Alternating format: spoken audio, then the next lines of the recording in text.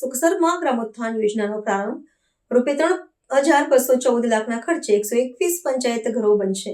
દાહોદ જિલ્લાના સુખસર ખાતે ગ્રામીણ વિકાસને વેગ આપતી ગ્રામોત્થાન યોજનાનો શુભારંભ અને તલાટી કમ મંત્રીના આવાસના ખાતમુહૂર્તનો કાર્યક્રમ યોજાયો હતો.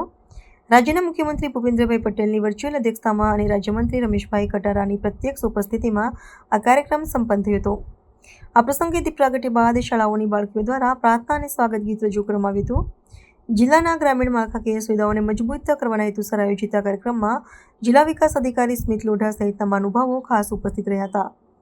કાર્યક્રમમાં ઉપસ્થિત જનમેદનીને સંબોધતા રાજ્યમંત્રી રમેશભાઈ કટારાએ જણાવ્યું હતું કે સરકાર છેવાડાના માનવી સુધી કલ્યાણકારી યોજનાઓ પહોંચાડવા માટે કટિબદ્ધ છે.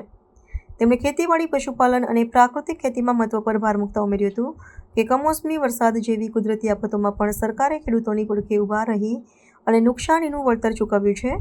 જિલ્લા વિકાસને નવી દિશા આપતા દાહોદ જિલ્લાના તમામ તાલુકાઓમાં કુલ 121 જેટલા નવીન પંચાયત ઘરો માટે ₹3,214.62 લાખના જંગી ભંડોળના કામો મંજૂર કરવામાં આવ્યા છે, જે ગ્રામીણ વહીવટીતંત્રને સુદૃઢ બનાવશે.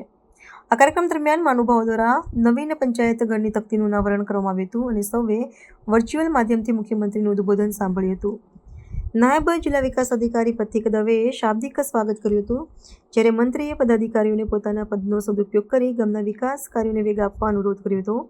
આ અવસરે સંગઠનના પદાધિકારીઓ, એપીએમસીના ચેરમેન, તાલુકા વિકાસ અધિકારી, સરપંચો તથા મોટી સંખ્યામાં ગ્રામજનોએ હાજરી આપીને કાર્યક્રમને સફળ બનાવ્યો હતો.